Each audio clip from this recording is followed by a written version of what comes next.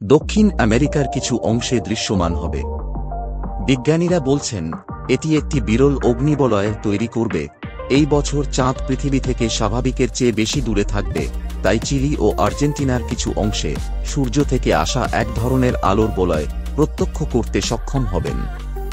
চাঁদ সূর্যের সামনে দিয়ে যাওয়ার সাথে সাথে বলয়ের আগে এবং পরে একটি অর্ধচন্দ্রাকার সূর্য দৃশ্যমান হবে।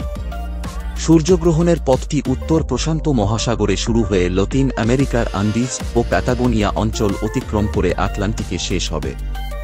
নাসা জানায় গ্রহণটি গ্রিনিচ মান সময় 3.5 ঘণ্টা ধরে চলবে। তবে ফ্রান্সের প্যারিস অবজারভেটরির আইএনসিসি ইনস্টিটিউট জানায় অগ্নিবলয় সৃষ্টির ঘটনাটি মাত্র কয়েক মিনিট স্থায়ী হবে বলে আশা করা হচ্ছে। মহাকাশ সংস্থা এবং ইনস্টিটিউটগুলো খালি চোখে গ্রহণ দেখার বিরুদ্ধে সতর্ক করে বলেছে যে এটি রেটিনার অপূরণীয় ক্ষতি করতে পারে। সাধারণ সানগ্লাস এক্ষেত্রে পর্যাপ্ত সুরক্ষা প্রদান করে না। নাসা ও আইএনসির মতে একমাত্র নিরাপদ পদ্ধতি হল প্রত্যাশিত বিশেষ গ্রহণ চশমা ব্যবহার করা, অথবা একটি পিচবোর্ডের শীটে একটি পিনহোলের মধ্য দিয়ে পরোক্ষভাবে গ্রহণ হওয়া সূর্যের ছবিকে একটি দ্বিতীয় কার্ডবোর্ডের শীটে প্রক্ষেপণ করা।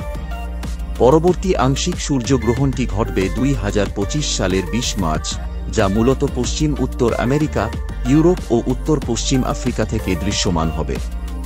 ভাস্কর, AI news reader, DNA, Dhaka.